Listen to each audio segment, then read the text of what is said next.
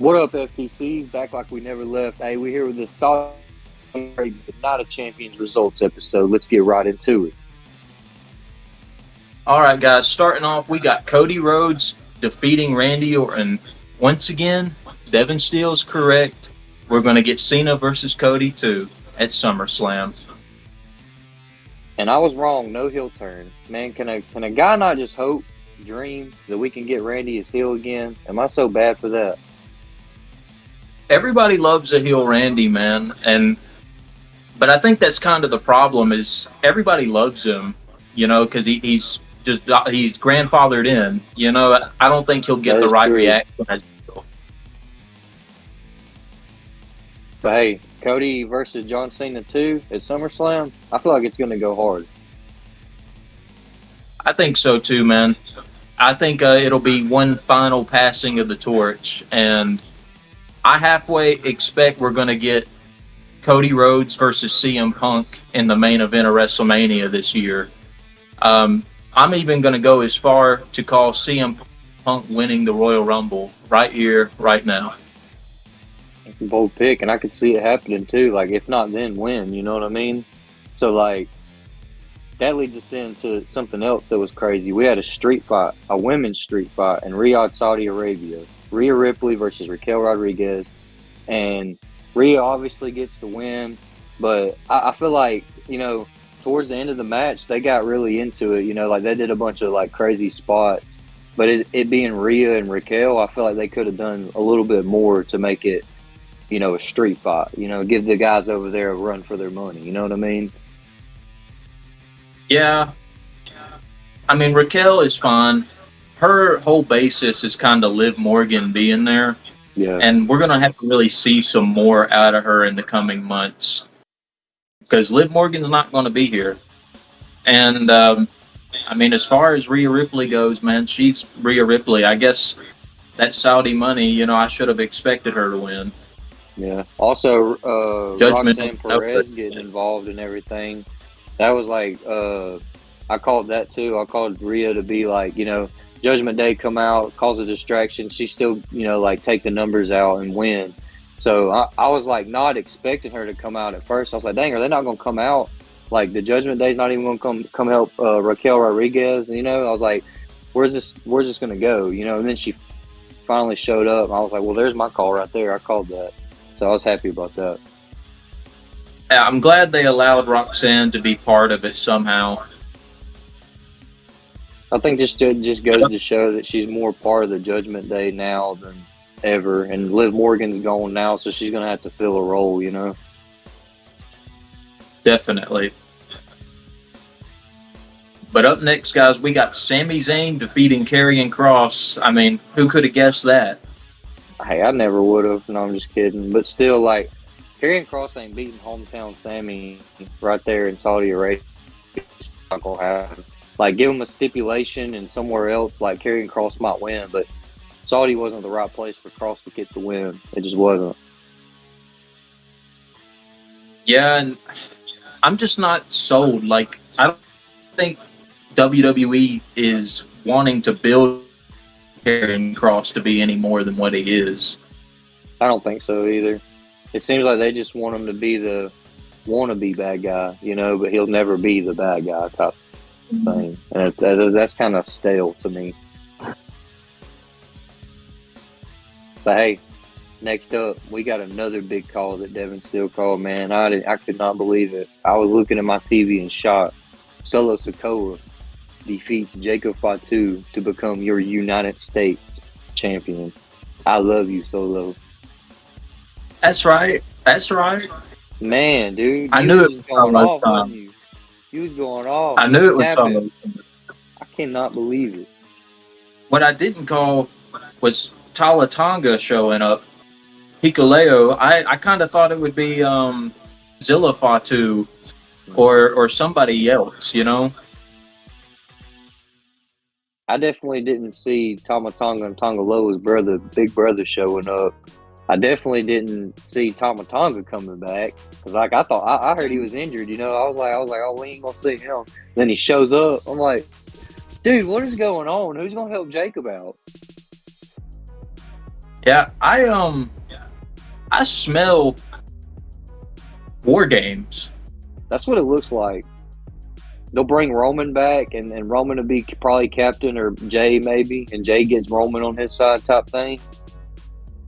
I could see it And happening. one way or the other, man, Jacob Fatu's gonna have to team up with like the Usos or somebody.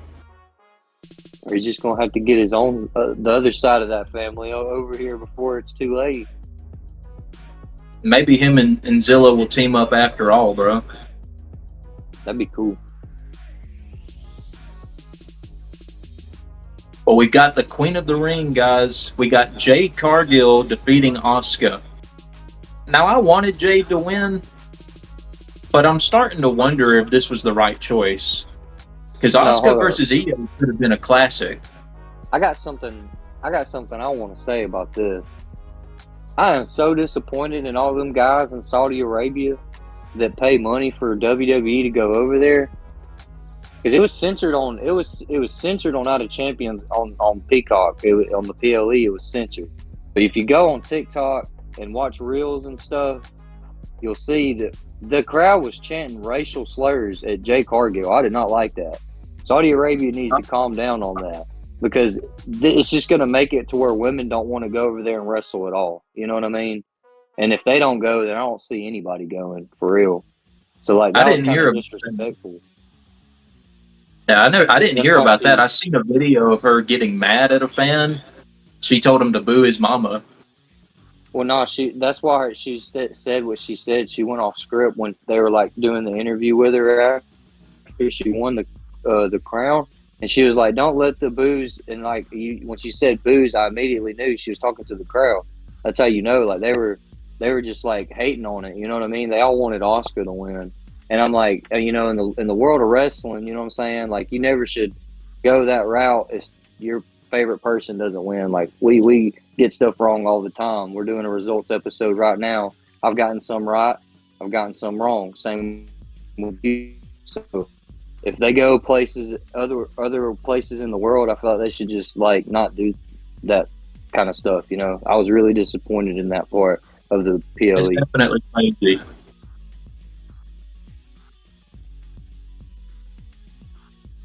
But with all that being said, damn right, Jade Cargill deserves to win it. I'm sorry, but she does.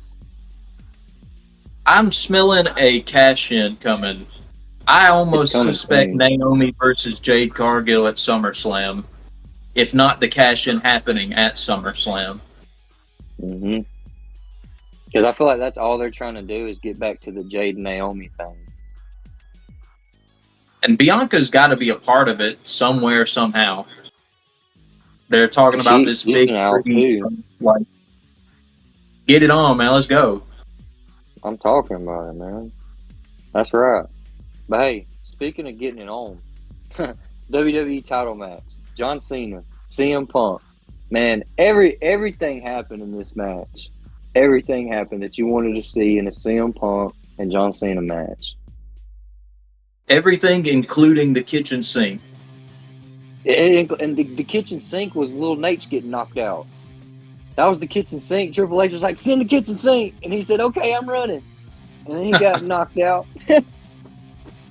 Man, dude, that main event made up for everything to me. Like I was watching it, I was like, dude, I seen so much that was like matches that I watched when I was a kid. They were portraying in that one match. I was like, man, that was awesome. Like how many different angles they played. You know what I mean? And the layers of storytelling was great.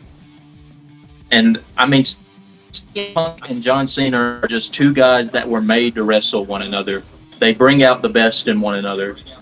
And at the end, I don't know if you caught it, but like when CM Punk went to shake John Cena's hand back in the day, that's how it was John Cena getting up and earning respect to CM Punk trying to shake his hand.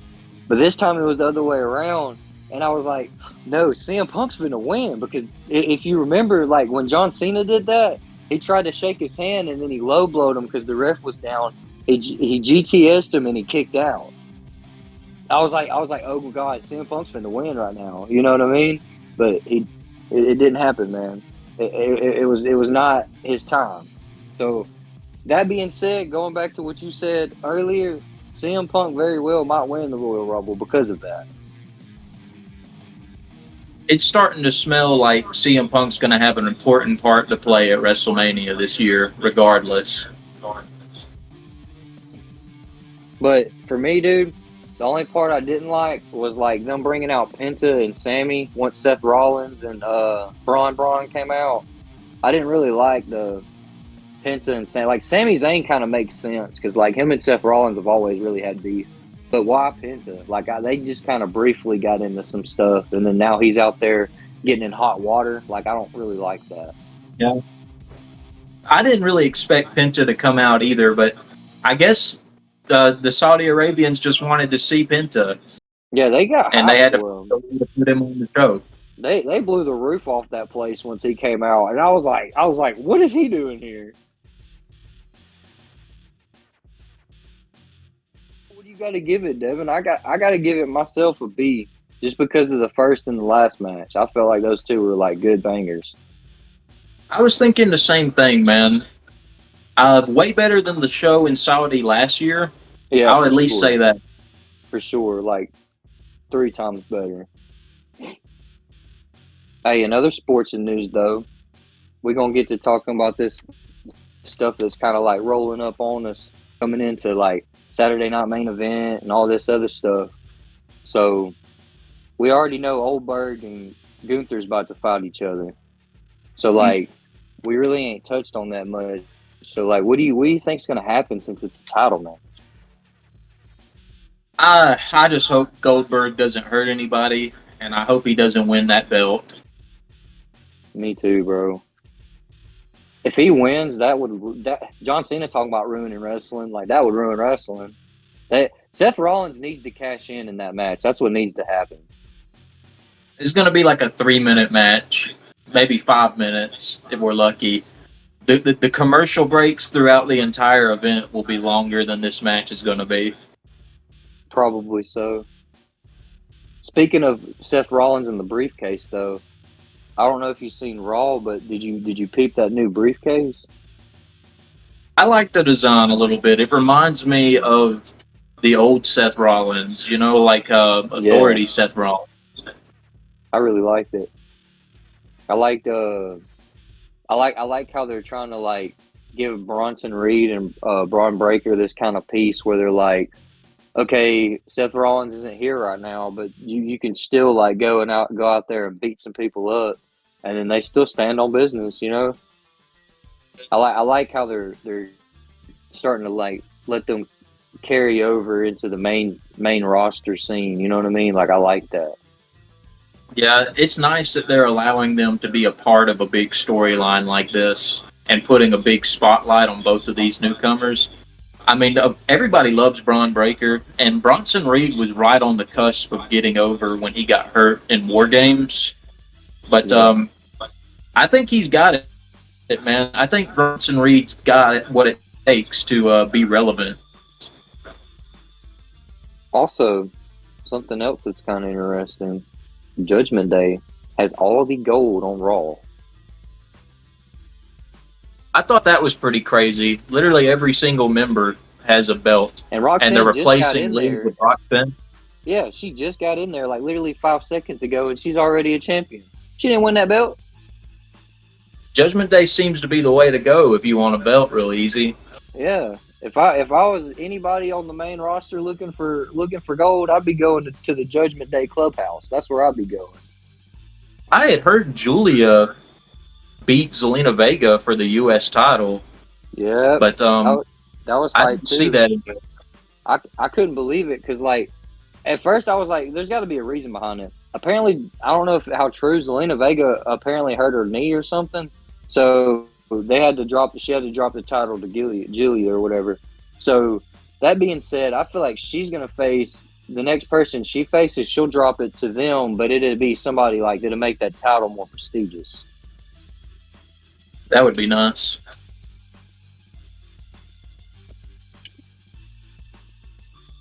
But coming up, guys, what about this Rusev and Sheamus storyline?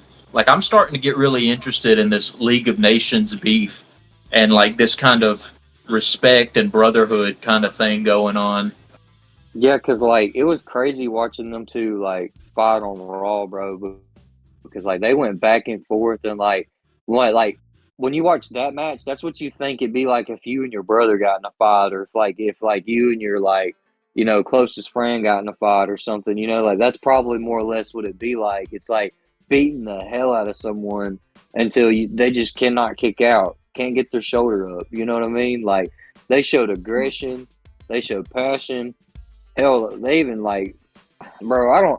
I don't think it's over with them. I definitely don't think that this like the next time they meet, it's not just going to be some simple one-on-one match. Like we're going to have to get a stipulation, like a steel cage or last man standing or something like that.